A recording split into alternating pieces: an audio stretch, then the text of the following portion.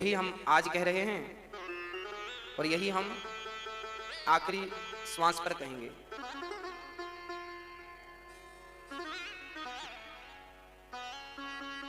बस आपको इतनी सी बात समझ में आ जाए कि भगवान अपने हैं। बस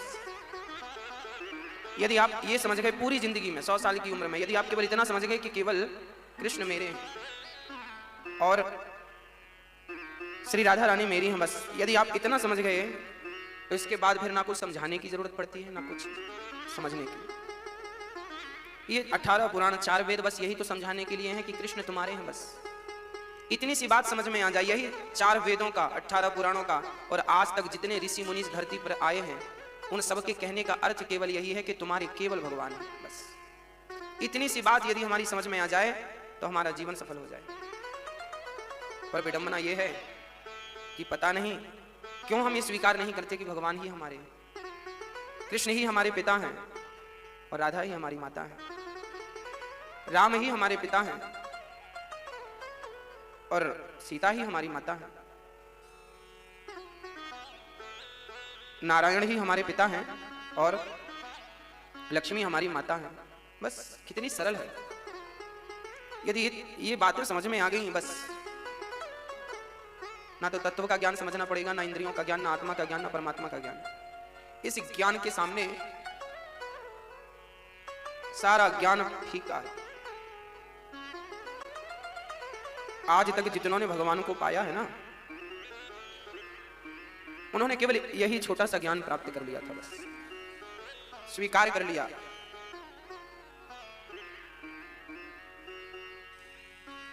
कि एकमात्र कृष्ण के सिवा हमारा कोई नहीं। यही हमारे थे, यही हमारे हैं, यही हमारे रहेंगे। भगवान कितने दयालु हैं शायद आपको पता नहीं है कि वो तो निर्गुण था, निराकार था। क्या जरूरत थी उन्हें राम बन के आने की, क्या जरूरत थी उन्हें कृष्ण बन के आने की, क्या जरूरत थी उन्हें मिट्टी खाने की और क्या जरूरत थी मक्खन खाने की। मिट्टी मक्खन ये कोई खाने की चीजें भगवान के लिए हैं क्या? भगवान तो जहां रहते हैं वहां से भी खा सकते थे। धरती पर क्यों आए? यशोदा का पुत्र बनकर क्यों आए? क्यों गाल वालों के संग गैया चराई? क्यों भगवान राम नंगे पांव 14 साल तक वनवास में डोलते रहे, घूमते रहे? जानते हो क्यों आए? क्योंकि वो दयालु हैं। वो इसलिए आए कि देखो यदि मैं गया और ये संसार के जीव 135 करोड़ भारतवासी यदि ये मेरे इस नाम को जपने लग गए, राधा या कृष्ण के नाम को या सीता या राम के नाम को, और किसी एक लीला का चिंतन इन्होंने कर लिया तो भगवान इतने दयालु हैं कि भगवान मात्र इतना सा चिंतन कोई कर ले भगवान का, इस इतने से चिंतन के बल पर भगवान उसे तार देते हैं। भगवान की यही करुणा है कि वो हमारे लिए राम बनकर आए, हमारे लिए कृष्ण बनकर आए। अरे उस राम ने, उन कृष्ण ने कितनों को तारा होगा, गिने चुने लोगों को राम जी ने तारा होगा, गिने चुने लोगों को कृष्ण जी ने तारा होगा, पर उनके नाम ने तो करोड़ों लोगों को तार दिया। करोड़ों लोगों को उस नाम ने, जिनके नाम का प्रभाव ये है, उन राम का, कृष्ण का प्रभाव क्या रहा होगा। इसलिए बिना देर लगाए आप, बिना देर लगाए ये बात समझ लो कि बस मेरा हितैषी यदि कोई है इस दुनिया में तो वो मेरे भगवान हैं। बस यही तुम्हारे हैं, बस मेरे तो गिरधर गोपाल, दूसरो ना कोई। मीराबाई देखो समझ गई थी और हम मूर्ख व्यक्ति अभी तक नहीं समझ पाए इन बातों को। बहुत सामान्य सी बात है, बहुत छोटी सी बात है, पर इस बात को समझने में कई जन्म लग जाते हैं, कई जन्म। हेरत सदा माया कर प्रेरा, काल कर्म स्वभाव गुण घेरा। इतने जन्म लग गए, इतनी सी बात समझ में नहीं आई। इसलिए बाकी के काम बाद में कर लेना, पहले मन स्थिर करके भगवान के चरणों में सौंप दो। आज हमारे गुरुजी कह रहे थे, बेटा किसान जब खेत में गेहूं बोता है ना तो गेहूं बोने के बाद वो फसल क्या चाहता है? गेहूं बोने के बाद वो काटना क्या चाहता है? गेहूं। किसान गेहूं बोता है तो गेहूं तो काटता है, पर जब गेहूं की कटाई होती है तो भूसा फ्री में मिलता है। किसान भूसा पाने के लिए तो गेहूं नहीं बोया था, किसान तो गेहूं पाने के लिए गेहूं बोया था। भूसा क्या मिला? फ्री में। भूसा फ्री में मिलता, गहाई होती भूसा निकलता। भूसा की प्राप्ति उद्देश्य नहीं था, उद्देश्य था गेहूं की प्राप्ति, पर भूसा साथ में मिला। उसी प्रकार जब तुम इस संसार में भगवान की प्राप्ति के लिए बढ़ोगे, तो जब भगवान की प्राप्ति के लिए बढ़ोगे तो मान सम्मान पद प्रतिष्ठा पैसा कौड़ी ये तो भूसे की तरह है, ये तो साथ में मिलेंगी। भगवान ही लक्ष्य है हमारा। लक्ष्य कौन? कृष्ण। पर हम लोग देखो ना, उस परमात्मा रूपी लक्ष्य को भूलकर भूसे के पीछे भाग रहे। संसार की पद प्रतिष्ठा क्या है? धन दौलत क्या है? भूसा ही है। भूस बोलते हैं, भूस। कोई भूसा बोलता है? ये सब भूस है, भूसा है। भगवान ही वो गेहूं है जिसके लिए किसान मेहनत करता है। वह कृष्ण ही हमारा गेहूं है, वह राम ही हमारा सर्वस्व है। इसलिए बिना देर लगाए भूसे में मन न लगाकर उस परमात्मा में मन लगाइए। जब भगवान की तरफ आप बढ़ोगे ना, पैसा मिलना बहुत बड़ी बात नहीं है। आज हमारे गुरुजी ये भी कह रहे थे कि लक्ष्मी सदा नारायण की तरफ देखती हैं। लक्ष्मी जी सदा नारायण की तरफ देखती हैं, और जो नारायण की तरफ देख लेता है और नारायण जिसकी तरफ देख लेते हैं, लक्ष्मी तो उसके पास आ जाती है। तो लक्ष्मी का आना बड़ी बात नहीं है, वो तो नारायण की दृष्टि पड़ जाएगी तो लक्ष्मी तो आएंगी, आएंगी। पर मैन बात लक्ष्मी नहीं है, लक्ष्मी भी नारायण की तरफ ही देख रही हैं। तो जो लक्ष्मी जी नारायण की तरफ देख रही हैं, तो क्यों ना हम भी नारायण की तरफ देखें। यदि हम नारायण की तरफ देखने लगेंगे तो फिर वो हमें देखेंगे तो लक्ष्मी माता तो आएंगी, और जब लक्ष्मी माता आ जाएं तो ये दोनों हाथों से उठा उठाकर लक्ष्मी माता को फिर नारायण की तरफ डालना शुरू कर दीजिएगा, अर्थात धर्म में लक्ष्मी लगाना शुरू कर दीजिएगा। तो लक्ष्मी बनी रहेंगी, जाने का सवाल ही खड़ा नहीं होगा। भगवान ही हम सबके सर्वस्व हैं। ध्रुव जी महाराज ने, ध्रुव जी बहुत समझदार थे। हम लोग जो अपने आप को समझदार मानते हैं ना, हम जैसा मूर्ख कोई मिलेगा ही नहीं आपको। हम लोग थोड़ा सा पैसा कमा लेते हैं, थोड़ा सा पद कमा लेते हैं, हमें लगता है हम बहुत समझदार हैं, बड़े अच्छे हैं। हमारे जितना मूर्ख दिया लेके ढूंढोगे तो कोई नहीं मिलेगा। मूर्ख हम हैं, फिर होशियार कौन है? अरे होशियार तो ध्रुव जी थे, जो बचपन में ही भगवान को प्राप्त कर गए, और हम लोग तो देखो 30 साल के हो गए, अभी तक भगवान का साक्षात्कार ना कर पाए जैसे ध्रुव जी ने किया। तो बताओ होशियार कौन है?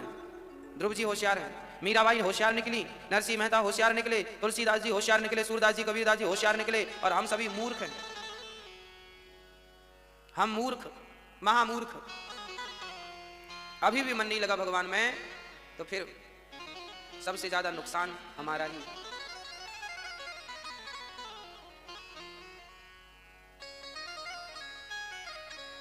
शंकर जी कहते हैं, हे उमा सुनो, सुना हूं उमा ते लोग अभागी, हम अभागे हैं। बोले क्यों? बोले हरितज विषय हो ही अनुरागी। भगवान को छोड़ करके, जिसे भगवान की भक्ति में स्वाद नहीं आता, भगवान की कथा में स्वाद नहीं आता, जिन्हें स्त्री में स्वाद आता है, पुरुष में स्वाद आता है, जिन्हें भोगों में स्वाद आता है, जिन्हें पैसे में स्वाद आता है, ये जिनको पैसे में, स्त्री पुरुष में स्वाद मिल रहा है, ये लोग कौन हैं? अभागी हैं। ये भक्ति का सुख है ना, छोड़ करके, ये भक्ति का सुख छोड़ करके, प्रेम का सुख छोड़ करके, राधा रानी कृष्ण के चरण छोड़ करके विषयों में मन लगा रहे हैं, ये अभागी हैं। सुना हूं उमाते लोग अभागी, हरि तज विषय हो ही अनुरागी। अभागे हैं वो जो मन अपना विषयों में लगाए बैठे हैं, हटता ही नहीं है मन, हटता ही नहीं। इसलिए आप अपना कल्याण कर लीजिएगा, नहीं तो बहुत नुकसान में जाएंगे आप। आपको पता नहीं है कि आप कौन हैं। मुझे पता है, मुझे पता चल गया है कि भगवान ने मुझे संसार में क्यों भेजा है। मुझे इतना पता चल गया है कि मैं क्यों आया हूं। आपको भी ये पता चल जाए कि आप क्यों आए हैं। और आप भी, हम सभी मन को धीरे धीरे संसार से हटाकर पूर्ण रूप से निष्काम भाव से भगवान की शरणागति ग्रहण कर लें। भगवान बड़े दयालु हैं, जानते हो कितने दयालु हैं। कोई एक पुण्य कर लो, आप में कोई एक अच्छाई हो, आप एक बार भगवान के लिए आंसू बहा लो, एक बार, और वो भी आपकी एक आंख से आंसू गिर जाए, एक बार एक आंख से एक आंसू यदि गिर गया, कभी भगवान के दर्शन में आप बिहारी जी के दर्शन करने गए और यदि एक आंख से भी एक आंसू गिर गया, बस उसके बाद 999 तुम पाप करोगे तो भगवान 999 पापों पर ध्यान ना दे करके आपके उस एक आंसू पर रीझ जाएंगे कि चलो मेरे लिए एक आंसू तो बहाया है। ऐसे भगवान है, ऐसे करुणा निधान भगवान कहाँ मिलेंगे आपको? क्यों नहीं भगवान की शरणागति ग्रहण कर लेते? क्यों नहीं कह देते कि प्रभु मैं तेरा हूं, तू मेरा? क्यों नहीं जिंदगी की डोर भगवान को सौंप देते? क्यों नहीं सब कुछ भगवान को दे देते? क्यों नहीं अपने अहंकार को मिटा देते? क्यों नहीं अपने आप को जीरो कर देते, शून्य बना देते? ध्रुव जी बहुत होशियार थे, हम बहुत मूर्ख हैं, अधम हैं, दुष्ट हैं, कामी हैं, क्रोधी हैं, लोभी हैं, लालची हैं। धन्य है वो ध्रुव जी महाराज। 5 साल की उम्र में घर छोड़कर निकल गए। नारद जी ने मंत्र दिया तो देखो बच्चा था, उस मंत्र पे विश्वास, उस बच्चे ने विश्वास कर लिया। और देखो हमारी इतनी उम्र हो गई, हम लोग वैसा विश्वास नहीं कर पाते। ध्रुव जी ने कर लिया विश्वास। किस मंत्र का गुरु जी ने जाप दिया है, हम करेंगे, हमें भगवान की प्राप्ति होगी। जाप कर लिया विश्वास के साथ। परिणाम क्या हुआ? उस विश्वास के बल पर ध्रुव जी ने भगवान को पा लिया। और हम कितने मूर्ख हैं, लो अभी तक विश्वास नहीं हुआ, अभी तक। इसलिए हम जैसा मूर्ख कोई नहीं, और ध्रुव, प्रहलाद, मीराबाई, इन भक्तों जैसा कोई समझदार नहीं। इसलिए गोस्वामी जी ने अपने आप को जानते हो क्या कहा? मौसम कुटिल, मौसम कौन कुटिल खल कामी। आप भी जरा बैठ के अपने आप को डांटा करो, देख तू कितना दुष्ट है, कितना मूर्ख है। अपने आप को कहो मैं कितना मूर्ख हूं, खल हूं, कामी हूं। कहो, आप अपने आप को बस होशियार कहते हैं। तो बताओ होशियारी किसमें है? भगवान को छोड़ने में होशियारी है कि भगवान को पकड़ने में होशियारी है? ये बता दो, होशियार कौन है? हम बहुत पढ़ लिख जाएं, हमारे पास बड़ी बड़ी डिग्रियां आ जाएं, डिग्रियां हमारे पास, हम हिंदी भी बोलें, इंग्लिश भी बोलें, तमिल भी बोलें, फारसी भी बोलें, चाइनीज भी बोलें, अमेरिकन भी बोलें, जापानियन भी बोलें, हम 100 भाषा बोलने लग जाएं। माना कि हम 100 भाषाओं का ज्ञान रखें, हमने 100 भाषाएं बोलना सीख ली, हमने अंतरिक्ष का ज्ञान सीख लिया, हमने पाताल का शोध कर लिया, हमने बड़ी बड़ी सैटेलाइट और मिसाइल बनानी शुरू कर दी, हम बड़े पावरफुल ज्ञानी हो गए। तो क्या इस ज्ञान से आपका आत्मकल्याण हो जाएगा? ज्ञानी हो ना आप, कितने भी ज्ञानी हो जाओ, पर उद्धव जैसे ज्ञानी कभी नहीं बन सकते। उद्धव जैसे ज्ञानी तो उद्धव ही थे, पर उन ज्ञानी को भी गोपियों ने पंचर कर दिया। क्योंकि ज्ञान अलग है। ज्ञान आपको यश दिला सकता है, ज्ञान आपको प्रतिष्ठित कर सकता है, पर जरूरी नहीं है कि ज्ञान तुम्हें भगवान की प्राप्ति करा दे। ज्ञान अहंकारी भी बना सकता है। पर धन्य है वो गोपियां जो प्रेम की शिक्षा देती हैं उद्धव जैसे ज्ञानी को। नहीं कर्मे प्यच्युतमा भाव वर्जितम न शोभते ज्ञान मलम निरंजनम। उस प्रेम के बिना, उस परमात्मा की सत्ता के बिना उस ज्ञान का भी कोई महत्व नहीं। इसलिए बिना देर लगाए भगवान से एक मधुर रिश्ता जोड़ लो, भगवान में समर्पण कर दो। भगवान मेरे हैं स्वीकार कर लो। बिहारी जी के मंदिर जाया करो तो इस भाव से नहीं कि मैं बिहारी जी के मंदिर जा रहा हूं, इस भाव से जाया करो कि मैं अपने पिता के घर जा रहा हूं, ये तो मेरे पिता हैं। मैं तो अपनी माँ के घर जा रहा हूं, ये तो मेरी माँ है। जब बरसाने कभी जाया करो तो ये मत सोचा करो कि हम बरसाना जा रहे हैं राधा रानी का दर्शन करने। ना तो राधा रानी का दर्शन करने जाओ, ना तो बरसाना जाओ। बरसाने इस भाव से जाओ कि हम तो अपनी माँ के घर जा रहे हैं, ये तो हमारी माँ का घर है। राधा रानी कौन है? हमारी माता है। बिहारी जी कौन है? हमारे पिता है। भाव यही हो, और केवल भावना हो, मन इस चीज को स्वीकार कर ले, एक्सेप्ट कर ले, हाँ यही मेरे हैं बस।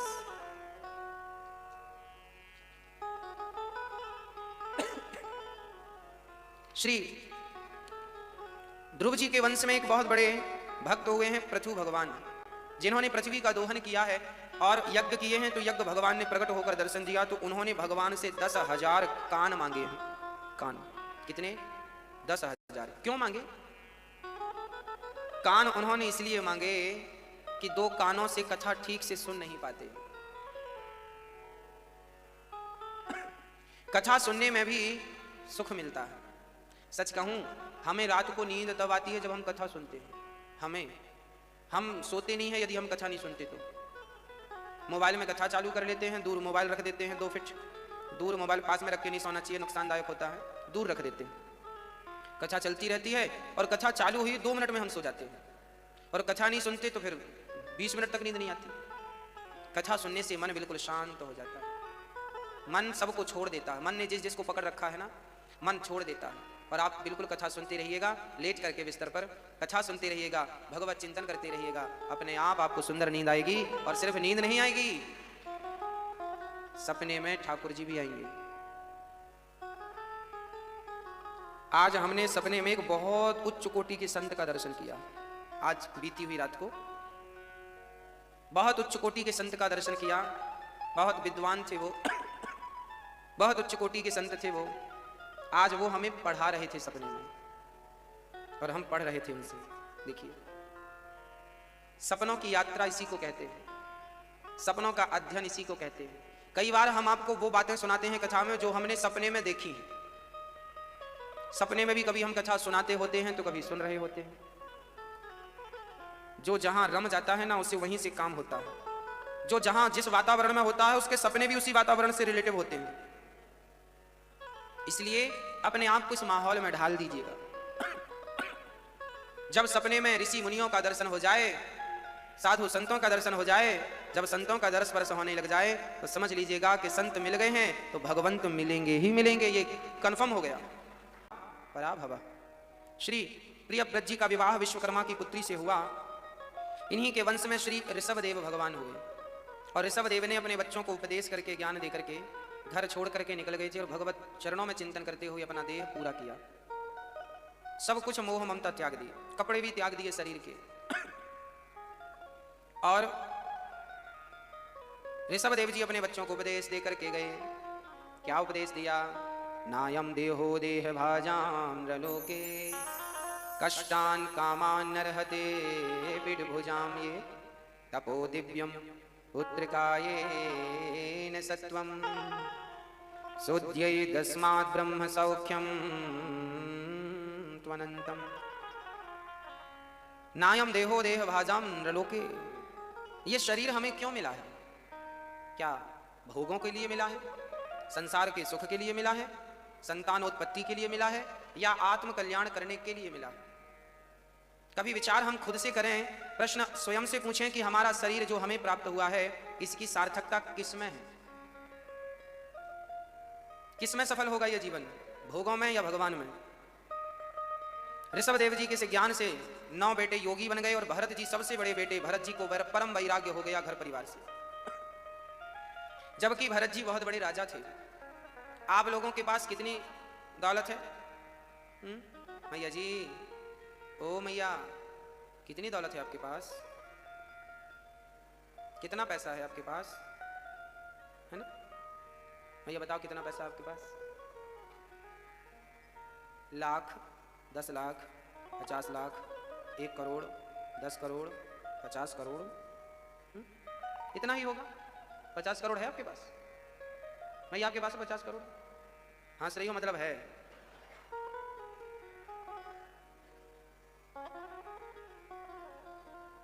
देखो, किसी के पास बहुत ज्यादा पैसा होगा तो 50 करोड़ होगा, और बड़ा आदमी होगा तो अरब होगा, 10 अरब होगा, बस इतना ही होगा।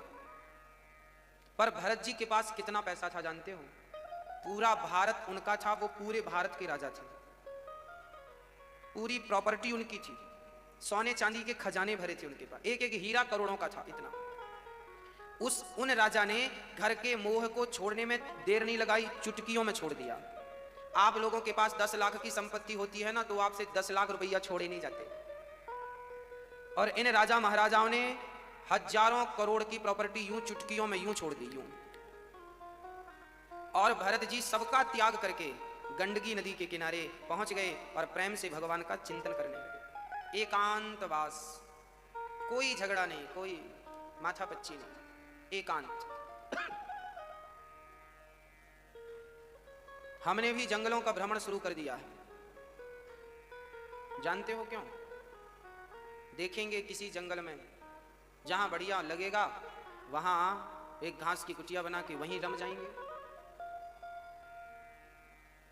आखिरी समय में आप लोग भी जंगलों का भ्रमण किया करो। पहले के ज़माने में गुफाएं भगवान ने इसलिए बनाई हैं, जाओ घुस जाओ गुफा में, बड़ी अनुकूलित होती है गुफा, गर्मी में ठंडी होती है वहाँ और सर्दियों में गर्म हो जाती है गुफा। बड़े बड़े ऋषि मुनि गुफाओं में रह के भजन करते थे। हमें और आपको भी गुफाओं का सेवन करना चाहिए। बंसीवट है यहाँ से पास में वृंदावन में, हम गए हैं दर्शन करने, बिल्कुल जंगल है। वहाँ लोगों ने, संतों ने जमीन खोद खोद के नीचे गुफा बना रखी है और वहीं रहते हैं। एक साधु का हमने दर्शन किया, उन्होंने कहा कि हमारे गुरुजी शाम को दोपहर को 3 बजे गुफा में घुस जाते हैं और रात को 9 बजे लौटते हैं। 3 बजे से 9 बजे तक और फिर सवेरे 4 बजे फिर प्रवेश कर जाते हैं। तो फिर 12 बजे केवल 2 घंटे बाहर दर्शन करते हैं। बाकी गुफा में क्या करते हैं? भगवत चिंतन, एकांत, बिल्कुल शांति, बिल्कुल एकांत में ध्यान लगे भगवान का। आप भी कुछ पल अपने आप को एकांत में रख के आंख बंद करके भगवान का चिंतन किया करो, भगवत चरणों का ध्यान किया करो। अपने लिए भी कुछ देख लो बुढ़ापे के लिए, कहाँ किस गुफा में आपको जाना है, कि ऐसे ही जंजाल में रह के मरना है, वो सब आप डिसाइड कर लो। भरत जी सब छोड़कर गंडकी के तट पर गए। एक दिन गंडकी के जल का पानी पीने के लिए, जल पीने के लिए एक मृगी आई, वो गर्भवती थी। शेर ने दहाड़ लगाई, वो मृगी छलांग लगाई तो वो मृगी का प्रसव हो गया और उसका मृग का बच्चा पानी में ही जन्म ले लिया। मृगी तड़प तड़प के मर गई और वो मृग का नया बच्चा, नया जन्मा, उस मृग के बच्चे को बहते हुए देखकर भरत जी को दया आई, उठाकर अपनी कुटिया पर ले आए और उस मृग के बच्चे को भरत जी ने पालना शुरू कर दिया। उस बच्चे की जान बचाई भरत जी ने, अपनी कुटिया पे लाकर पाल पोस करके उसे बड़ा किया। देखिए, जान बचाए थे, अच्छी बात थी, सबको जान बचाना चाहिए जीव मात्र की। पर भरत जी अब उसे चराते हैं, घास खिलाते हैं, नहलाते हैं, बस उसी में लगे रहते, उसी की सेवा, उसी नहलाना। 2-2 घंटे नहलाते हैं घिस घिस के, 2-3 घंटे चराते हैं और फिर उसके लिए घास तोड़ते हैं। जो समय भगवान के लिए था वो समय अब देखो मृग लेके जा रहा है। और एक दिन मृग के सामने, भरत जी के सामने यमराज जी आए, चलो आप, मौत आ गई। भरत जी बोले मेरे बाद मेरे मृग का क्या होगा? मृग का चिंतन करते करते करते करते करते भरत जी मृग को देखते देखते मर गए। और जब मर कर गए तो चूंकि मृग का चिंतन करते करते मरे थे तो भरत जी को मृग की योनि में फिर वापस आना पड़ा। भरत जैसे संत को अब क्या बन के आना पड़ा? मृग बनना पड़ा। क्यों बनना पड़ा? क्योंकि मरते समय मन लगाए थे ना, अंते यामति सागति, जिसकी मति जहां लगती है उसकी गति निश्चित वही होती है। इसलिए आप लोग बहुत सावधान रहा करो। आप लोग कुत्ते उत्ते में मन न लगाया करो, ना कुत्ते, ना पक्षी, ना बेटी, ना बेटा, ना परिवार, ना पैसा, ना प्रतिष्ठा, यहाँ ये झंझट में मत लगाना मन। मन लगे तो केवल भगवान में लगे। गई बहुत थोड़ी बची। अच्छा, आपकी बची कितनी है? कितनी बची है? 40 साल के हो गए हो, 50 साल के हो गए हो, 60 साल के हो गए हो, तो बचा कितना है? गई बहुत थोड़ी बची, नारायण अवचेत, काल चिरैया चुग रही, निस दिन आयो खेत। गई बहुत थोड़ी सी बची। अब तो चेत मतलब अब तो जाग। अब भी नहीं जागा तो कब जागेगा भाई, ये बताओ। मैया जी अभी भी मन भगवान में नहीं लगा तो कब तारीख बताओ, कब लगेगा भाई? सुबह निकल गई, दोपहर बीत गई, शाम बीत गई। अब देखो शाम भी बीती जा रही है। सुबह दिया मत जलाओ, दोपहर को दिया मत जलाओ, पर शाम को तो दिया जलाना ही पड़ता है। शाम को दिया जलाएंगे जो घर में प्रकाश होगा। उसी प्रकार लड़कपन बीत गया मतलब सुबह बीत गई, आपके जीवन की सुबह गई। दोपहर बीत गई मतलब आपके जीवन की जवानी गई, मतलब दोपहर बीत गई। जवानी गई मतलब दोपहर बीत गई, जवानी दोपहर है। अब देखो शाम आ गई मतलब बुढ़ापा आ गया। ये जो बुढ़ापा है जिन जिन का, आप जब देख लो, आप जितने बूढ़े लोग हो। अच्छा, आजकल तो आदमी 70 साल का भी आदमी ये स्वीकार नहीं करता कि मैं बुढ़ा हो गया। समस्या तो ये, वो मानते नहीं कि मैं बूढ़ा हूं। तो दिया जलाएगा कब? वो जवान बना रहता है, ऐसा लगता है अभी दूध पीता है मां का। उनके बताने से यही फील होता है कि अभी दूध पीने वाले हैं ये, अभी तो हमारी उम्र ही क्या हुई है, ऐसा कहते हैं लोग। हाँ, जैसे कि अभी दूध वाले दांत झड़े ही ना हो।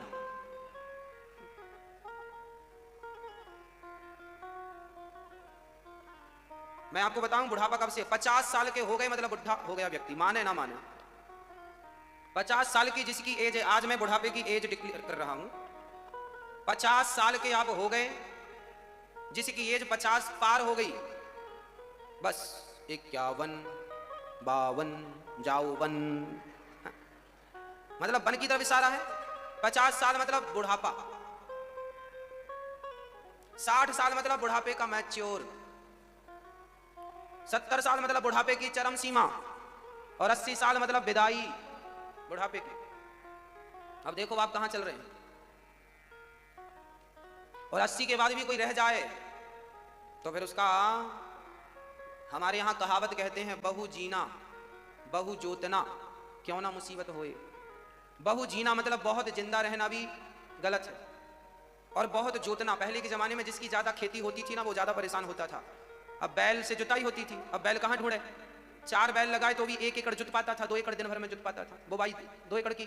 तो बहु जोतना, अब ज्यादा बैल, भैया अपने बैल दे दो, हमें हर दे दो तो हम जोत लें, तो मजदूर भी नहीं मिलते, और मिलते भी तो बैल नहीं मिलते हो। तो फिर वो कितना, किसी की 50 एकड़ जमीन होती थी तो वो केवल टाइम पे, भाई सीजन होता है ना बुवाई का, इस टाइम पे यदि तुमने बो दिया तो ठीक है। उस जमाने में तो मोटर मशीन भी नहीं होती थी, कभी पानी सींच के फिर कर लो, तो वो 2-3 दिन की मिलती थी, 2-3 दिन का टाइम मिलता था, उसमें तुमने जितना जोत लिया बस वो तुम्हारा। बाकी जमीन तो 100 एकड़ थी लोगों की, पर जोत पाते थे 10 एकड़ 15 एकड़। तो बहु जीना, कोई 80 साल के बाद जिंदा हो, 90 साल के बाद, अब घुटनों से चला नहीं जा रहा है, हाँ अब हाथ पांव काम कर नहीं रहे हैं, अब हाथ भी काम नहीं कर रहे हैं, पांव भी काम नहीं कर रहे हैं, अब फिर भी जिंदा है, तो ये जिंदा तो, ये तो मरने से कम खतरनाक है क्या। अब बताओ, आदमी रोता है बुढ़ापे में, जब दर्द होता है घुटनों में, कमर में, बहुत बुढ़ापा बहुत दर्दनाक होता है, सबका ही होता है, बुढ़ापा होता ही है। तो बुढ़ापे का ये भयंकर वाला कष्ट किसी को ना मिले, भगवान करें। इसलिए लोग यही कहते हैं कि हम चलते फिरते चले जाएं। इसलिए कहा गया है कि ज्यादा जिंदा रहना भी अच्छी बात नहीं, 80 के बाद तो अपनी मर्जी से विदा हो जाओ। मर्जी से मतलब तीर्थ यात्रा में निकल जाओ, विदा होने का ये अर्थ है। ये नहीं कि फांसी पे लटक जाओ, आप लोग ये समझे क्या।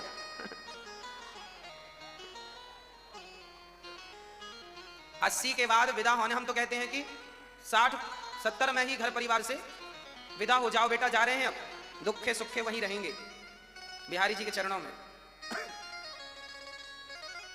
पहले के लोग जाते थे बद्रीनाथ केदारनाथ, 4 धाम की यात्रा करने आदमी बुढ़ापे में निकलता था, जाता था, फिर लौट के आने का सवाल नहीं होता था।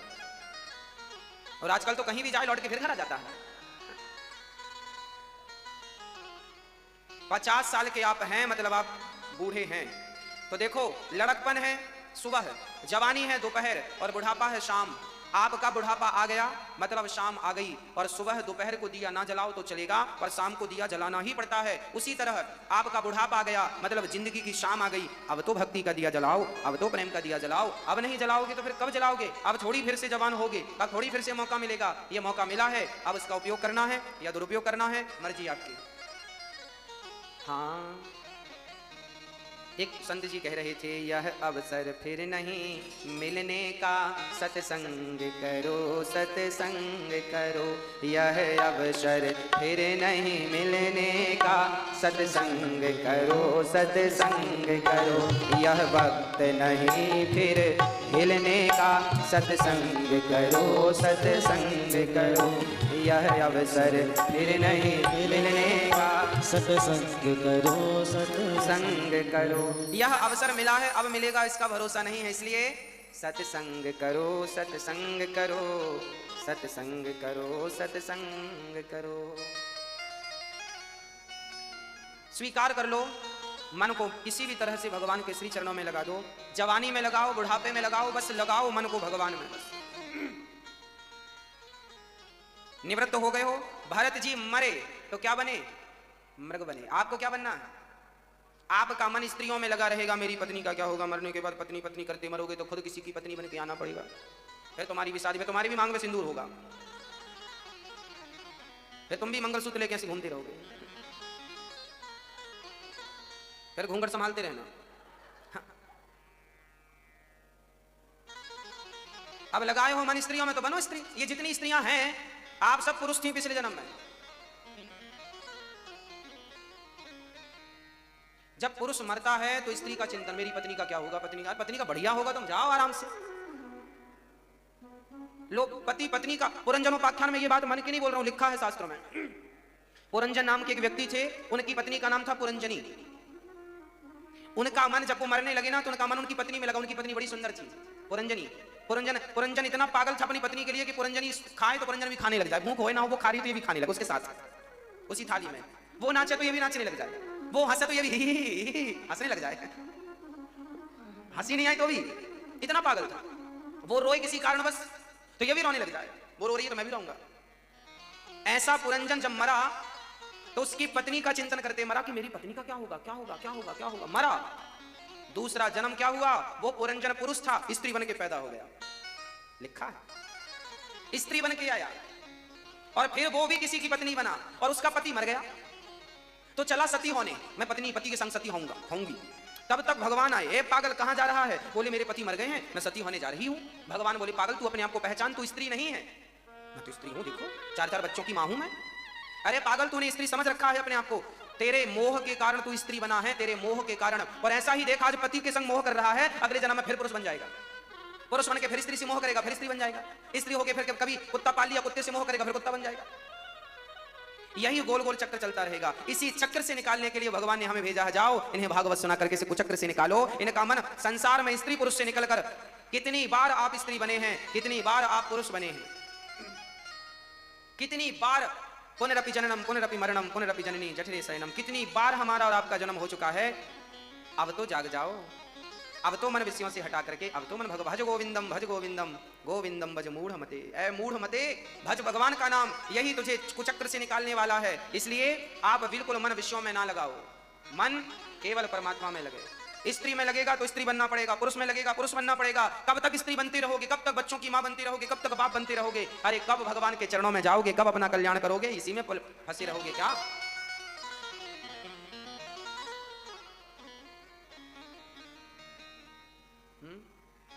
भज गोविंदम भज गोविंदम गोविंदम भज मूढ़ मते।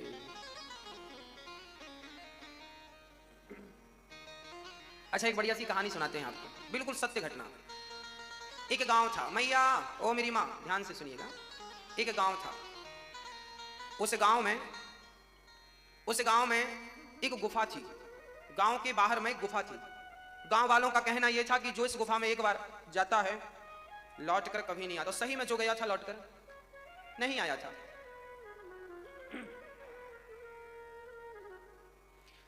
गांव का एक व्यक्ति बोला मैं इस गुफा में जाऊंगा, देखूं तो क्या है जो जाता है वापिस ही नहीं आता, जाकर देखो तो सही क्या है। वो गांव के लोगों ने रोका, ना इस गुफा में मत घुस जाना, नहीं तो वापसी नहीं होगी। उसकी अच्छी खासी पत्नी थी, बच्चा था, परिवार था, पर खुश था, घर परिवार था, जमीन जायदाद अच्छा खासा था, पर उसका मन हुआ नहीं मैं जाऊंगा। चला गया, है ना, अच्छा था। अब वो गया, गांव के लोगों ने लाख मना किया, नहीं माना, गया। और जैसे ही गुफा में घुसा तो बहुत अंधकार था। चलता गया चलता गया चलता गया चलता गया चलता गया। जब बहुत चला तो आगे रोशनी आ रही थी। उसी उत्सुकता हुई क्या है, और आगे गया तो रोशनी और पास आई, और आगे गया तो जैसे ही आगे गया तो एक फिसलन थी, वो फिसलता हुआ आगे चला गया। और जहां गया वहां एक बहुत सुंदर नगर था, इतना बढ़िया नगर था, वहां सब व्यवस्थाएं थी। उसके गांव के जितने लोग गए थे सब उसी नगर में बढ़िया खा पी रहे थे, मौज कर रहे थे, नाच रहे थे, ऐश कर रहे थे। ये भी चला गया, हा। ये गया और वहां पर उनके साथ रहने लगा और बढ़िया खाया, बढ़िया मौज, बढ़िया सेवादार मिल गए, बढ़िया मौज हो गई, खाने पीने की, ऐशो आराम की, खूब भोग भोगा, खूब बढ़िया मजे से। इतना सुख मिला उसे, इतना सुख मिला कि वो अपनी पत्नी को भूल गया, अपने पुत्रों को भूल गया, अपने परिवार को भूल गया, अपने गांव वालों को भूल गया। अच्छा, एक्चुअली होता क्या था, जो आता था उससे इतना सुख मिल जाता था कि वो जाना ही नहीं चाहता था। तो गांव के लोगों को लगता था गुफा में जो जाता है आता नहीं है। आता इसलिए नहीं है क्योंकि उन्हें सुख मिल रहा था। बात समझ में आई? हाँ, बस अब आगे हम समझाते हैं। भगवान के यहां हम सब लोग पहले से थे।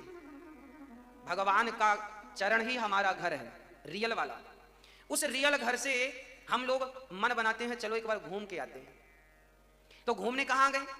उस भगवान के घर से जहां हमारे पास सब कुछ था। हमारे भगवान थे, हमारे अपने थे, हमारे ठाकुर जी थे, दिन उनकी पूजा थी, सेवा थी, आनंद था वहां। पर वहां से जब हम संसार में आए, मां के गर्भ से बाहर आए, और जब यहां आए तो यहां हमें सब कुछ फिर मिल गया। पत्नी मिल गई, पति मिल गया, बेटी मिल गई, बेटा मिल गया, पद मिल गया, प्रतिष्ठा मिल गई, रहने का घर मिल गया। अब हमें लगा सुनो अब हमारा यही है, अब जाने का मन नहीं है। किसका मन है जाने का बताओ? जबकि असली घर वो है जहां से तुम आए हो। वो असली घर उसका वो था जहां से आया, पर यहां सुख ज्यादा मिल गया तो वो वहीं का हो गया। आपको भी यहां सुख मिल रहा है तो आपका मन नहीं है जाने का। जबकि किसी का घर ये नहीं है। यहां आपके हमारे बाप दादे कितने आए, आकर चले गए। बताओ ये किसका हो सका? ये संसार किसका है? ना दादा परदादा का हो सका, ना हमारा हो सका, तो तुम्हारा कैसे हो जाएगा? सच्चाई यही है कि हम यहां रम गए हैं। यहां हमें ज्यादा सुख लग रहा है नहीं, मान लिया कि यहां ज्यादा अच्छा है। फिर भगवान कभी बुलाएंगे चल वापस आ। अच्छा, उनमें एक आदमी ऊब गया, कि नहीं यार हम अपने गांव जाएंगे वापस।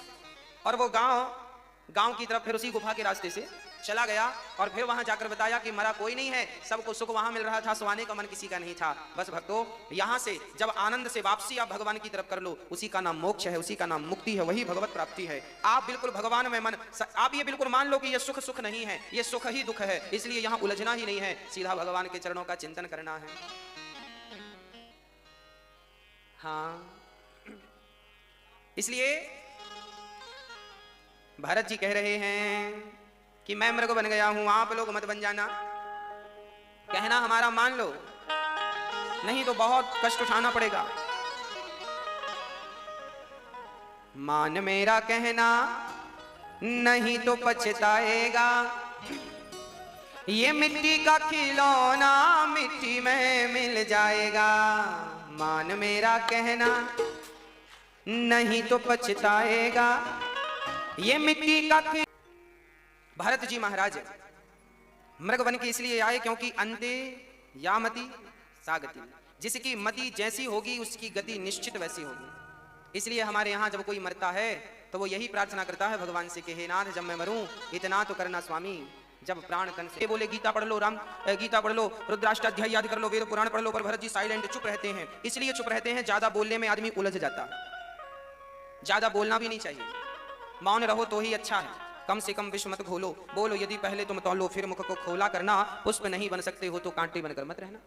भरत जी चुप रहते हैं, इसलिए उनका नाम पड़ा जड़ भरत। जड़ मीन्स मूर्ख, मूर्खतापूर्ण। भरत जी का व्यवहार, कोई बात नहीं करते। पिताजी इनके जब गुजर गए तो इनके भाइयों ने कहा जाओ हमने खेत में धान बो दी है, जरा चिड़ियों को उड़ाना। तो भरत जी उड़ाए कम, खिलाए ज्यादा। राम जी की चिड़िया राम जी का खेत, और खाओ रे चिड़िया भर भर पेट। भाइयों ने समझ लिया एकदम नंबर मूर्ख है, घर से निकाल दिया, मूर्ख समझ करके घर से निकाल दिया। भरत जी भी कोई उत्तर नहीं देते। जंगल के एक राजा ने भरत जी को पकड़ लिया, भीलों के राजा ने, तुम्हारी बलि चढ़ाएंगे। भरत जी की कोई बलि चढ़ाए तो भरत जी कहे चढ़ाओ, कोई खाने को दे तो खा ले, नहीं दे तो नहीं खाए, कोई गाली दे तो सुन ले, कोई सम्मान करे तो भी देख ले, अपमान करे तो भी देख ले, पर जवाब किसी को नहीं देते। भरत जी का सिद्धांत है कि हम इनसे उलझ गए तो फिर अपने गंतव्य तक पहुंचेंगे कैसे। अच्छा, आपका कोई अपमान करे तो आप ये ना समझा करो कि कोई आपका अपमान कर रहा है, आप ये समझा करो कि वो व्यक्ति आपको उलझा रहा है। यदि आप इसी अपमान में उलझ गए तो फिर लक्ष्य तक कैसे पहुंचोगे। आपका कोई सम्मान करे तो आप ये ना सोचा करो कोई आपका सम्मान कर रहा है, आप ये सोचा करो कि वो आपको उलझा रहा है। यदि आप यहीं उलझ गए सम्मान अपमान में तो भगवान तक कैसे पहुंचोगे। भगवान तक पहुंचना हो तो सम्मान और अपमान के विचारों से ऊपर उठ करके देखना पड़ेगा, सोचना पड़ेगा, हाँ या ना। हाँ जी, देखना पड़ेगा, विचार करना पड़ेगा, ऊपर उठ करके देखो, सोच करके देखो, मान अपमान से उठो। श्री भरत जी बिल्कुल शांत हैं। आप भी अपमान पर ध्यान ना दो, सम्मान पर ध्यान ना दो। अपमान भी बंधन है और सम्मान भी बंधन है। अच्छा, कोई आपको गाली दे तो भी आप रुक जाते हैं, और कोई आपकी बड़ाई करने लगे, तारीफ, तो भी आप रुक के सुनने लगते हैं। मतलब बंधन दोनों जगह है कि नहीं। मैया जी, ओ मेरी माँ, क्या समझ में आ रहा है। बंधन है। आप लोग तो बहुत अच्छे से सुनते हो अपनी तारीफ, और बुराई बिल्कुल बर्दाश्त नहीं होती आपको। कोई धोखे से भी कह दे कि आप ऐसे हो तो आपको गुस्सा आ जाता है, हमें कहती हो। लोगों की लड़ाई झगड़े हो जाते हैं। हर व्यक्ति अपनी तारीफ सुनना चाहता है। भरत जी का कोई फर्क नहीं पड़ता, मन नहीं लगता ना तारीफ में ना आलोचनाओं में, वो दोनों को सम रखते हैं और अपमान और सम्मान दोनों को ही छोड़कर आगे बढ़ जाते हैं। इनमें कहां उलझेंगे। आप भी ना उलझा करो, इसी में आपका और हमारा कल्याण है। किससे किससे उलझोगे। हाथी चला बाजार, कुत्ते लगे हजार। ना गाली वालों पर उलझो ना। भरत जी कोई फर्क नहीं पड़ा उन्हें कि किसने क्या कहा, सिर झुका लिया, सिर काटने लगे। तब भद्रकाली ने प्रकट होकर के दुष्टों का दमन किया और भरत जी की रक्षा की। हमारे भारत में बलि चढ़ाने का विधान नहीं है। आप लोगों ने देखा होगा, कुछ लोग कहते हैं हमारे यहां तो देवी को बलि चढ़ती है, हमारे यहां तो देवताओं को बलि चढ़ती है। भाई ये शोर कौन कर रहा है, थोड़ा देखो, बच्चे शोर कर रहे हैं। कहां शोर हो रहा है। श्री भरत जी महाराज बिल्कुल सावधान रहते हैं, कोई उत्तर नहीं। हमारे यहां आज भी हमारे भारत में बहुत सारे हिंदुओं के यहाँ बकरे की बलि चढ़ाई जाती है। अरे बलि प्रथा कहीं शास्त्रोक्त प्रथा नहीं है, शास्त्र इसकी परमिशन नहीं देते कि आप बलि चढ़ाएं। फिर अरे बलि चढ़ानी ही है तो अपने अहंकार की बलि चढ़ा दो, अपने अविवेक की बलि चढ़ा दो, अपनी दुर्वासनाओं की बलि चढ़ा दो, अपने क्रोध की बलि चढ़ा दो, कि बकरे की ही बलि चढ़ाओगे? बलि के जगह नारियल तोड़ दो। किसी की हत्या करना कोई हमारे शास्त्र इसकी परमिशन नहीं देते। इसलिए आप ध्यान दीजिएगा, हमारे यहां वेद कहते हैं अहिंसा ही परमो धर्मः, अहिंसा ही धर्म है। अहिंसा का अर्थ क्या है? हत्या ना करना, रक्षा करना, यही धर्म है। मारने वाले से बचाने वाला बड़ा होता, इसलिए बड़े बनिए बचाकर, मारकर छोटे मत बन जाइए, किसी को मत मारिए। गलत व्यक्ति है। हमारे यहां आताताई को मारने की बात कही गई है। आताताई किसे कहते हैं? जो किसी स्त्री की आबरू लूटने के लिए बढ़ रहा हो, जो स्त्री के सम्मान को, उसके शील को भंग करने के लिए बढ़ रहा हो, ऐसे आताताई को मार देने से पुण्य मिलता है। जो गाय की हत्या करने के लिए आगे बढ़ रहा हो, ऐसे आताताई को मार देने से पुण्य मिलता है। लिखा है ताही बधे कछु पाप ना हुई, रामचरितमानस में। अनुज बधू भगनी सुतनारी सुन सठ कन्या सम ऐचारी, इन्हीं को दृष्टि बिलोकय जोई, ताही बधे कछु पाप ना हुई। जो किसी की बहन बेटी को गंदी निगाहों से देखे, ऐसों की आंख निकाल लेना, ऐसों को मार देना पाप नहीं है। राम जी ने बाली को क्यों मारा? राम जी ने बाली को इसलिए मारा कि तूने अपने भाई की पत्नी को रख लिया, अपने भाई की पत्नी के संग गलत करता है, तुम जैसों को मार देना अच्छा है, नहीं तुम जैसे दो चार और पैदा हो गए तो व्यवस्था ही बिगड़ जाएंगी।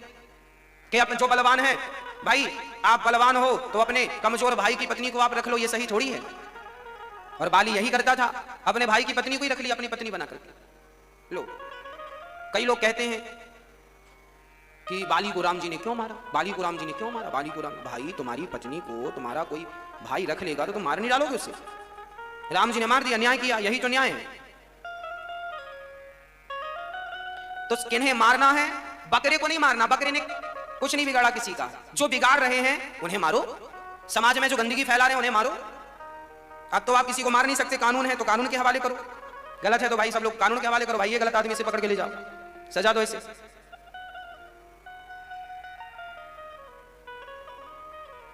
इसलिए न्याय जरूरी है।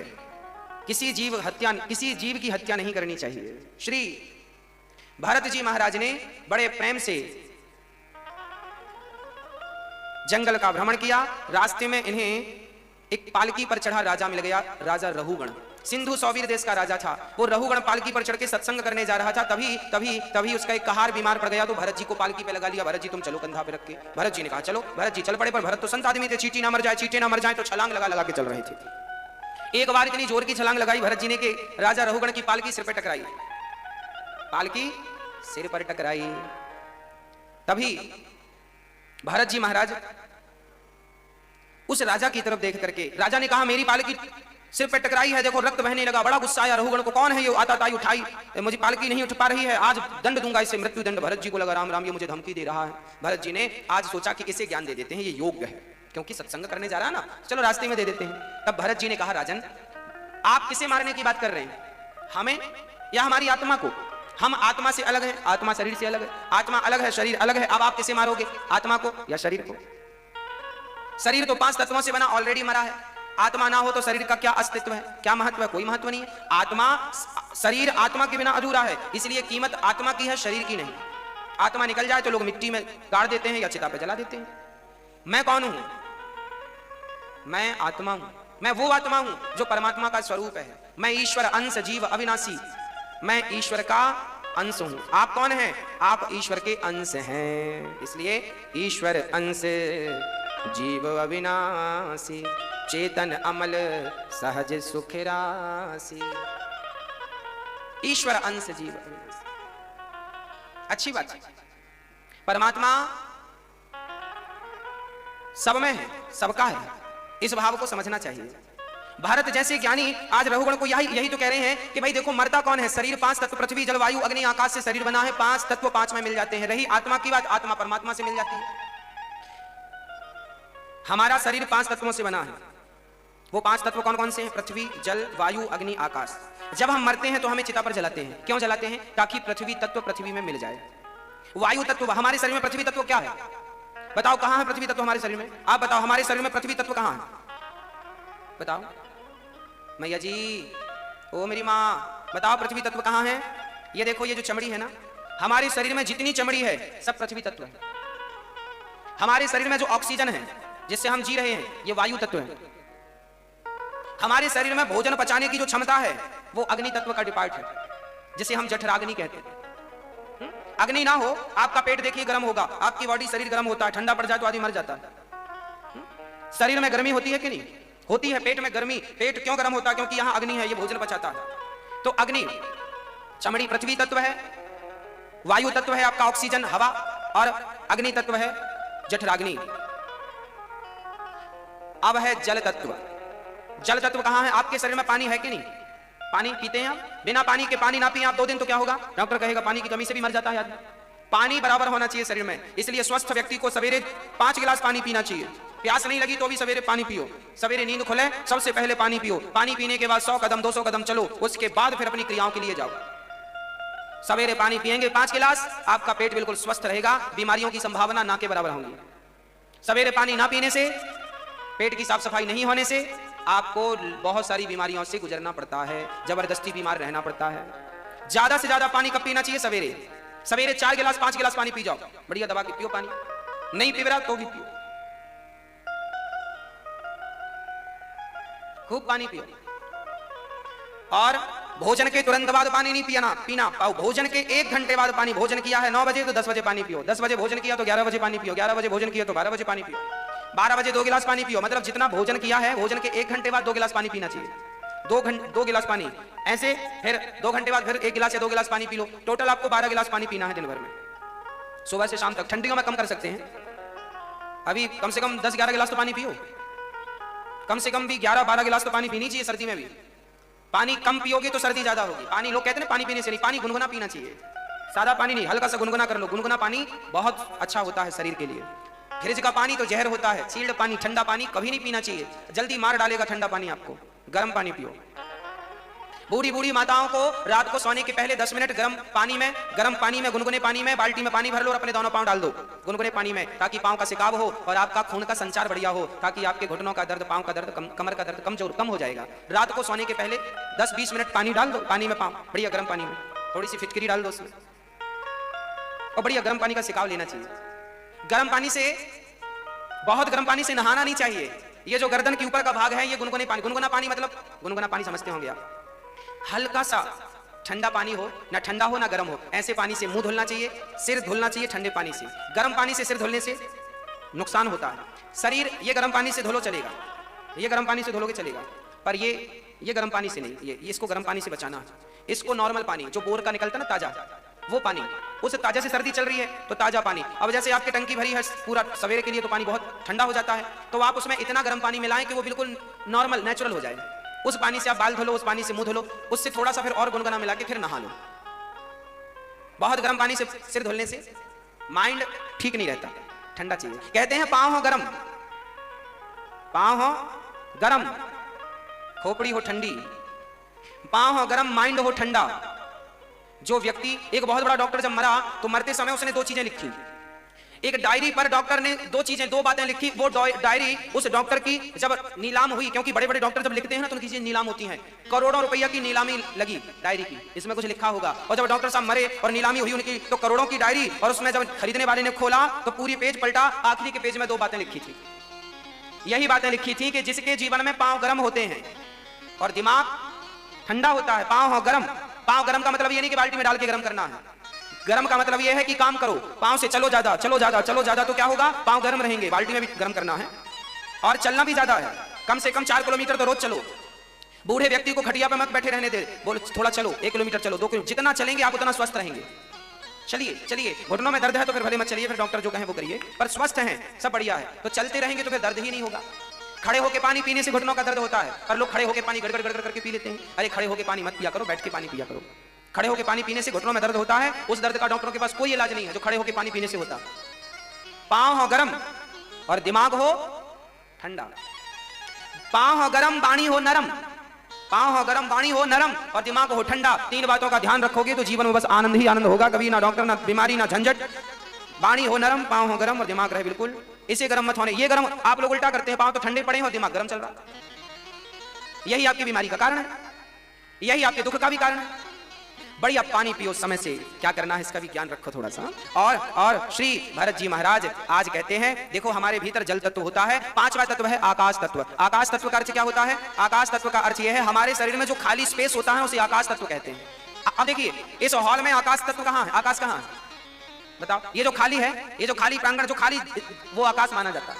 कमरे में जो खाली स्पेस है वो आकाश है। हमारे पेट में भी स्पेस है खाली, वो आकाश तत्व है। इन पांच, भैया जी बंद पड़ा है, बंद है। हमारे शरीर के पांच तत्व हैं, पृथ्वी, जल, वायु, अग्नि, आकाश। जब हम मरते हैं तो पांच तत्व पांच में मिल जाते हैं।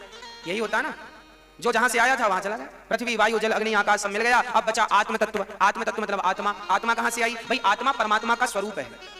भगवान का स्वरूप कैसे हो सकता? अब आप कोई कहे, प्रश्न करें, महाराज जी आत्मा भगवान का स्वरूप कैसे हो सकता है? वैसे ही हो सकता है जैसे दर्पण में आपके सामने 1000 दर्पण रखे जाए तो आप कितने होंगे?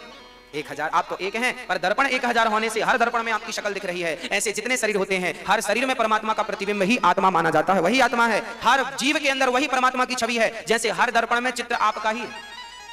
1 लाख दर्पण होंगे तो आप कितने होंगे? 1 करोड़ दर्पण होंगे तो आप तुरंत 1 करोड़ हो जाएंगे कि नहीं?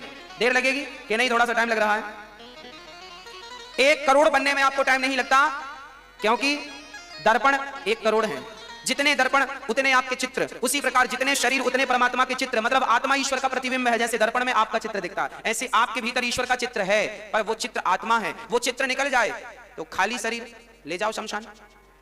यही है जीवात्मा परमात्मा की गति, यही है आत्मा और शरीर की गति। अब आगे चलते हैं। अब प्रश्न ये खड़ा हुआ कि महाराज जी फिर नरक स्वर्ग कौन जाता है? शरीर जाता है या आत्मा जाती है? कौन जाएगा? नरक कौन जाएगा? बताओ, नरक कौन जाता है? स्वर्ग कौन जाता है? ना तो स्वर्ग शरीर जाता है, ना तो स्वर्ग आत्मा जाती है, ना तो नरक शरीर जाता है, ना तो नरक आत्मा जाती है। फिर जाता कौन है? बोले हमारा सूक्ष्म शरीर, हमारा वह शरीर जो स्वप्न को देखता है। हमारा एक शरीर और है हमारे भीतर। आप जब सो जाते हैं तो आप एक सपना देखते हैं। सपने में कभी हरिद्वार गए, कभी वृंदावन गए, कभी सपने में ये देखा, कभी सपने में वो देखा। भाई सब लोग सपना देखते हैं, तो आप तो कमरे में सो रहे थे, फिर ये सपना कौन देख रहा था? तो ये दूसरा शरीर है जो स्वप्न का दृष्टा है। यही सपना देखने वाला शरीर, सूक्ष्म शरीर ही स्वर्ग और नरक की यात्रा करता है। आपकी यही सूक्ष्म शरीर आपको स्वर्ग और नरक का सुख और दुख देता है। यही है सबका जिम्मेदार। आपने जो पाप किए हैं इसी में फीड हैं, आपने जो पुण्य किए हैं सब इसी में सेव हैं, और आगे चल के इन्हीं का हिसाब किताब आपको भोगना पड़ता है, अच्छा या बुरा। इसलिए संभल के चलना चाहिए। हम सबका हिसाब किताब भगवान मन के द्वारा, सूक्ष्म शरीर के द्वारा रखते हैं। सूक्ष्म शरीर ही हमारी गवाही देता है, इसलिए हमें सावधान रहना चाहिए। श्री भगवान भरत जी का ज्ञान सुन करके चरणों में गिर पड़े रघुगण। 28 प्रकार के नरकों का वर्णन किया है। अच्छा, जब हम मर के जाते हैं तो हमारे संग क्या होता है? अच्छा, आपके संग क्या होगा जब मर के जाओगे? तो मैया जी आपके संग क्या होगा बता दें?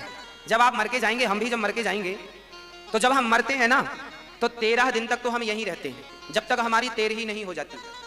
ऐसा गरुड़ पुराण में लिखा है। 13 दिन तक हमारा वो सूक्ष्म शरीर है, ये शरीर तो यहां जल गया, हमारा वो सूक्ष्म शरीर जो सपना देखा करता था, जिससे आप सपना देखा करते, वो आपका सूक्ष्म शरीर है। वो सूक्ष्म शरीर 13 दिन तक यहीं रहता है, घर के इर्द गिर्द आसपास रहता। और वो 13 दिन तक क्यों रहता है? अच्छा, 13 ही जब होती है तो 13 ब्राह्मण ही क्यों खिलाए जाते हैं? 14 ब्राह्मण खवा दो, 20 ब्राह्मण खवा दो, 10 ब्राह्मण खवा दो, 13 ब्राह्मण क्यों? क्योंकि यहां से हमारी जो यात्रा है यमपुरी की, वो 13 महीने की होती है।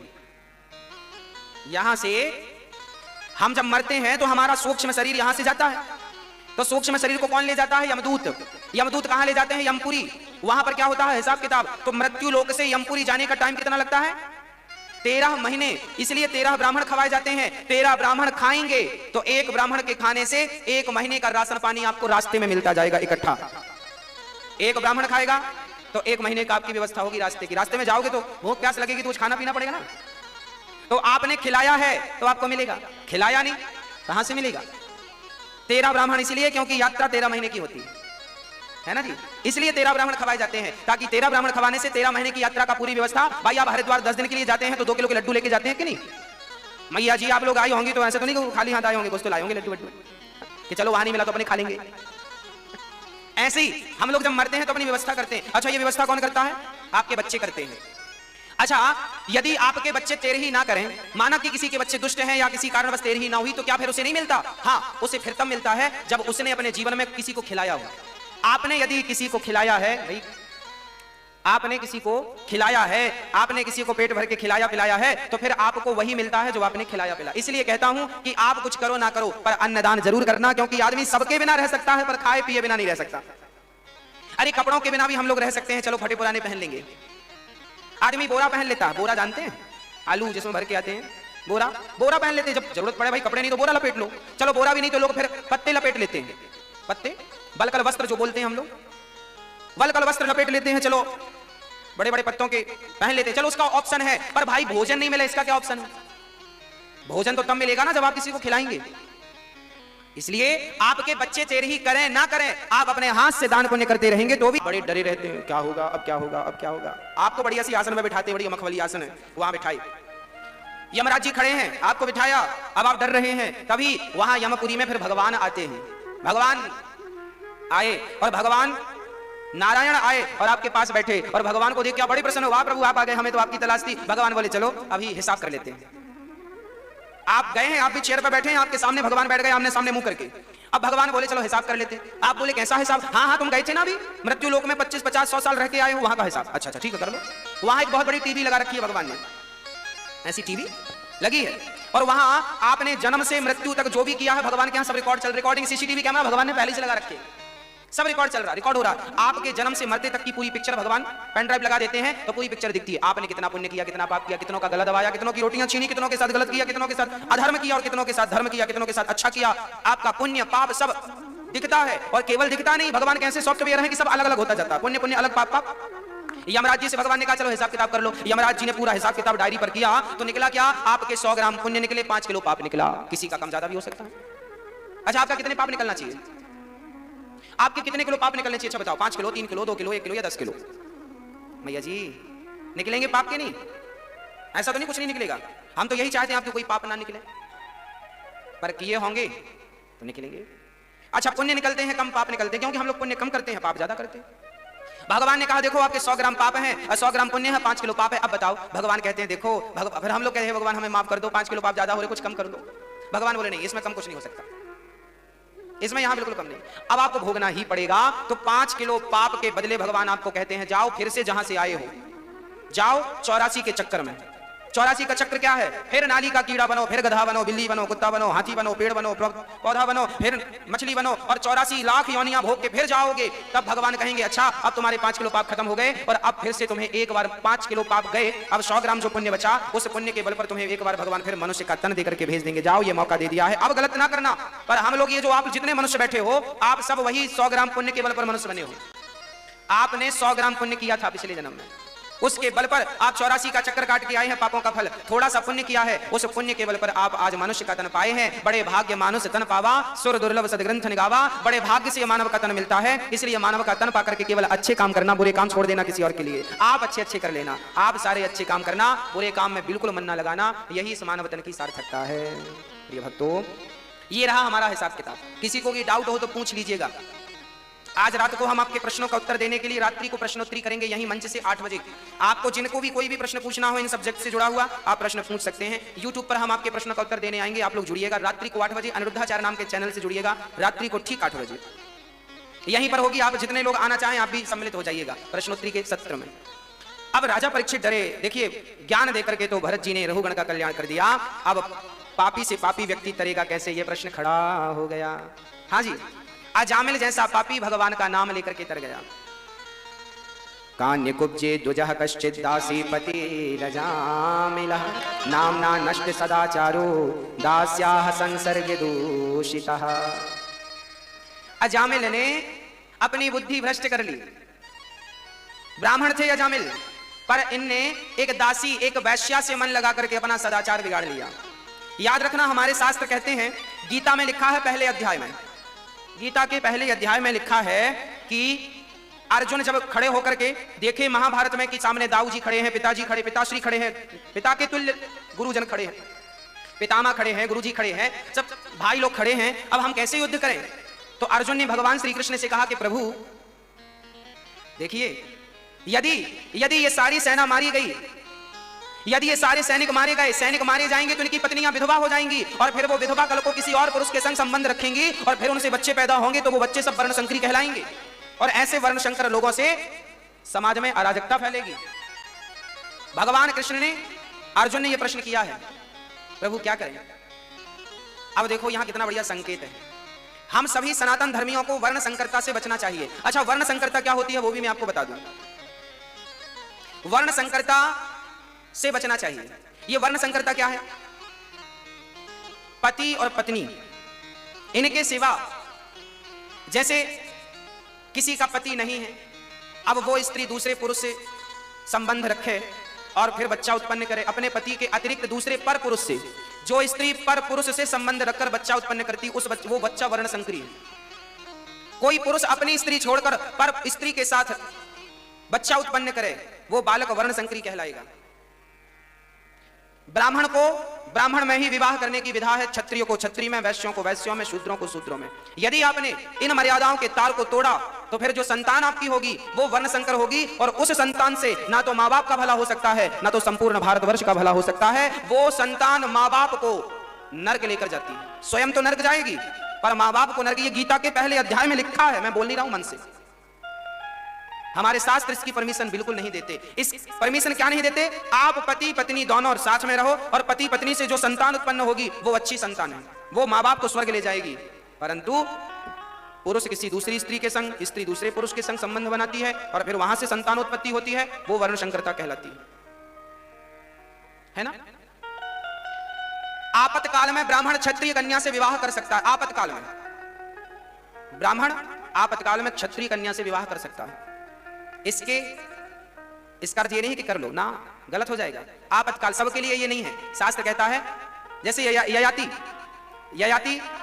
क्षत्रिय थे और शुक्राचार्य जी ब्राह्मण थे, उनकी बेटी से ययाति का विवाह हुआ, पर वो देवतुल्य पुरुष हैं, वो महान लोग हैं, सामान्य प्राणियों के बारे में नहीं है। इसलिए हम ये ना सोचें कि हम कर लें विवाह किसी से, ना, हम अपनी मर्यादाओं का उल्लंघन ना करें, अपनी मर्यादाओं में रहें, बंध करके रहें। ब्राह्मण को ब्राह्मण में, क्षत्रिय को क्षत्रिय में, वैश्य को वैश्य में, शूद्र को। आपके बाप दादे जहां जहां शादी करते आए हैं, जिन जिन गोत्र में आपके बाप दादे बताएंगे किन गोत्र में शादी करना है, किन। हमारे भारत में तो समगोत्र में भी शादी नहीं होती, समगोत्र में शादी नहीं होती ना। हाँ, आपका भी गोत्र भारद्वाज है, सामने वाले का भी गोत्र भारद्वाज, शादी नहीं होती क्योंकि वो भाई बहन माने जाते हैं, एक ही गोत्र समगोत्री। देखिए हमारे यहाँ कितनी परंपराएं हैं। संतान, ये सब क्यों देखा जाता है? ये संतान, ये आने वाली जो कल की पीढ़ी है, संतान, इनमें कोई विकृति ना पैदा हो, इसलिए ये सब देखा जाता है। इसलिए विचार किया जाता है विवाह में, कहां करें कहां ना करें। लड़की किसे देना चाहिए? आप अपने से श्रेष्ठ को लड़की दें। ब्राह्मण हो, मैं ब्राह्मण हूं तो मैं अपनी लड़की कहां दूंगा? मैं अपने से श्रेष्ठ ब्राह्मण के घर लड़की दूंगा, जो मेरे से भी ज्यादा समझदार है, विद्वान है, तपस्वी है, उसके घर मेरी लड़की जानी चाहिए। आप क्षत्रिय हो तो आप अपने आप को देखो कि आप कितने हो, आपसे भी अच्छा तपस्वी हो, विद्वान हो, समझदार हो, होनहार हो, योग्य हो, उसके घर लड़की देना। योग्य के घर देना चाहिए, अयोग्य के घर नहीं। विवाह कहां? लड़की योग्य होनी चाहिए।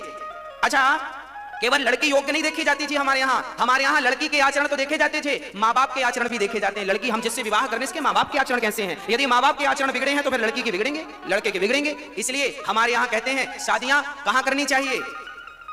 अच्छे घराने में शादी करनी चाहिए, अच्छे लोगों के यहाँ शादी करनी। भाई अच्छे लोगों के घर में करोगे तो उस बेटी को अपने आप अच्छे संस्कार मिले होंगे। भाई अच्छा घराना होगा, आपका उठना बैठना अच्छा है, खान पान अच्छा है, तो आपके संस्कार बेटी को मिले होंगे, तो आपकी बेटी अच्छी होगी, तो आपकी बेटी से शादी करना चाहिए। क्योंकि आपकी बेटी संस्कारी है, आपका घराना अच्छा है, आपका बेटा बढ़िया है, आपके दादाजी का बड़ा प्रभाव है, आपका बेटा योग्य है, संस्कारी है, तो बेटा अच्छा है। योग्य होना चाहिए, संस्कार होना चाहिए। ये देखी जाती थी पहले, अब तो बहुत विकृतियां आ गई हैं, पर जितना आप अपने आप को बचा सकते हैं बचा लो। अब तो विकृतियां हैं, अब तो बड़ा मुश्किल है, फिर भी जितना आप बच सकते हैं, बचा सकते हैं, बचा लीजिए। कहां बेटी देना है, कहां से बेटी लेना है, विचार करना होता है। सबको बेटी नहीं दे सकते, सबकी बेटी नहीं ले सकते, विचार होना चाहिए। इसमें बड़ा विचार हो। क्यों विचार करते हैं? क्योंकि भाई देखिए, पहले की थिंकिंग क्या थी? पहले की थिंकिंग ये थी कि हमें अच्छी संतान चाहिए। पहले अच्छी संतान के लिए शादियां होती थी, और आज तो अच्छी संतान का कोई मुद्दा नहीं, आज तो भोगों के लिए शादियां होती हैं। तो भोग ही भोगना है, तो सब जगह उपलब्ध है, भोगते रहते हैं लोग। पहले का उद्देश्य ही अच्छी संतान था। अच्छे बेटे कब होंगे? भाई एक बात बताओ आप, मैं जानता हूं, मैं किसान, मेरे पिताजी किसानी करते थे और मैं भी किसानी को जानता हूं। किसान लोग ना, अभी देखिए गेहूं का सीजन जब चला जाएगा तो दूसरी फसल का सीजन आएगा, तो किसान क्या करते हैं? अच्छे से अच्छा बीज अपने खेत में बोते हैं, टमाटर का अच्छा बीज बोएंगे तो टमाटर की अच्छी फसल आई, आलू का अच्छे से अच्छा हाइब्रिड का बीज बोते हैं कि नहीं? क्यों? क्योंकि खेत की कोई महत्व नहीं है, खेत तो जो बो दोगे वो पैदा करके दे देगा, महत्व उस बीज का है। जो पावरफुल आपने गेहूं, अच्छी क्वालिटी का गेहूं का बीज लेने जाओ तो 1000 रुपए किलो भी मिलता, और सामान्य तो हो रहा है।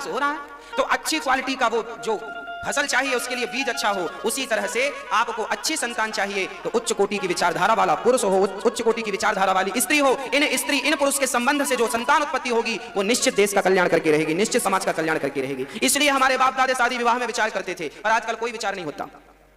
बस पैसा होना चाहिए आपके पास, बस काम बन जाएगा। ये अजामिल भी इसी चक्कर में बिगड़ गया। एक स्त्री से संपर्क कर लिया, वो वैश्या थी, अब वैश्या थी तो भी शादी कर लिया। लो अब बताओ, वो सुंदर थी, पागल हो गया, लट्टू हो गया, कर लिया। सुंदर है भले वैश्या है, लो ऐसी विचारधारा थी अजामिल भाई की, अजामिल ने कर लिया। नामना नष्ट सदाचारो दास्या संसर्ग दूषित हो गया, बुद्धि भ्रष्ट हो गई। और ऐसे अजामिल ने 9 बच्चे पैदा किए। आखिरी में संत इनके घर आए और संत कृपा से इनके घर 10वें पुत्र का नाम नारायण रख दिया। और जब अजामिल की मृत्यु होने लगी तो अपने भगवान को नहीं, नारायण नाम के बेटे को बुलाया। तो भगवान के नाम की महिमा हमारे बीच में रखने के लिए नारायण का नाम लिया, उसने अपने बेटे का नाम लिया, पर बेटे ने तो नहीं सुना, परम पिता परमात्मा ने सुन लिया और भगवान ने उसकी सदगति कर दी। विमान आया, अजामिल को लेकर चला गया, केवल नाम के बल पर। अंत में सार यही निकलता है कि आपसे कोई पाप हो गया है, कोई गलती हो गई है, तो एक ही उपाय है कि भगवान नाम का आश्रय लेकर के आप अपना कल्याण कर सकते हैं। आपके पास अभी भी ऑप्शन है, भगवान नाम, भगवान की भक्ति ऑप्शन है। आप भगवान की भक्ति लेकर के, भगवान की भक्ति का वर लेकर के आप अपना कल्याण कर सकते हैं, ताकि आपका उद्धार हो जाए। पुनरपि जन्म पुनरपि मरणम के चक्कर से, इस कुचक्र से। हाँ, अजामिल जैसा पापी आज नाम के बल पर तारा गया है ना। भगवान सबकी सदगति करते हैं, पापी से पापी तर जाता है। एक बार इंद्र ने अपने गुरुजी का अपमान किया, गुरुजी नाराज होकर के चले गए। और जब गुरुजी गए तब इंद्र ने विश्वरूप को गुरु बनाकर नारायण कवच की दीक्षा ली। और वृत्तासुर, बाद में इंद्र ने गुरुजी को मारा, इंद्र ने ब्रह्म हत्या 4 स्थानों में बांटी। विश्वरूप ने जब मरे तो त्वष्टा जी ने यज्ञ करके और वृत्तासुर को प्रकट किया। वृत्तासुर को मारने के लिए इंद्र ने दधीचि ऋषि की हड्डियों का वज्र बनाया और वृत्तासुर को मारा। वृत्तासुर ने भगवान से कहा, प्रभु हमें आपकी भक्ति, आपके दासों की भक्ति मिल जाए, हमारे जीवन की यही सफलता है। और उन्होंने भगवत भक्ति को प्राप्त किया। एक बार भगवान प्रहलाद जी के लिए नरसिंह बन करके आए।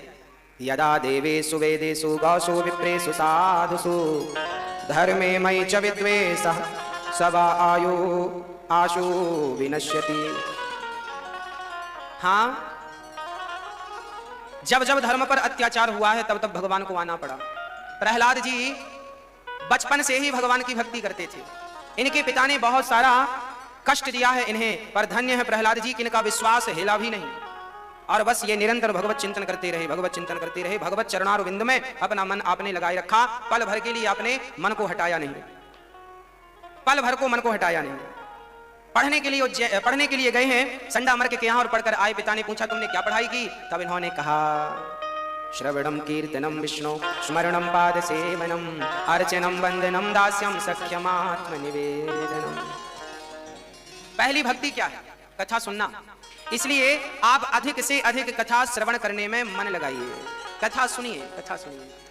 श्रवणम कीर्तनम, कीर्तन ज्यादा से ज्यादा करिए। मन को वश में करना हो तो मन को भगवान में लगाना ही पड़ेगा। कीर्तन करके लगाओ, कथा सुन के। श्रवणम कीर्तनम, स्मरण करो, स्मरण करो, भगवान का चिंतन करो। पाद सेवनम, सेवा किया करो, ऐसे पांव दबाया करो अपने बड़े बुजुर्गों के, माता पिता के, अतिथियों के, गुरुजनों के पांव दबाओ। सेवा है ये, सेवा ही सबसे बड़ी भक्ति है। एक ही संकल्प, एक ही नारा, सेवा ही है धर्म हमारा। हमारा धर्म क्या हो? सेवा ही हमारा धर्म हो। इसलिए इस दास अनिरुद्ध ने शास्त्रों के सार को निकाला। शास्त्रों का, संपूर्ण शास्त्रों का सार क्या है बताओ? सेवा। यदि आपने सेवा करना सीख लिया तो आपने शास्त्रों का अध्ययन कर लिया, आपने चरितार्थ कर लिया। और सेवा करनी नहीं आई तो आपने कुछ भी नहीं सीखा। इसलिए सेवा आ जाए आप पास हो जाएंगे। इसलिए ये दास अनिरुद्ध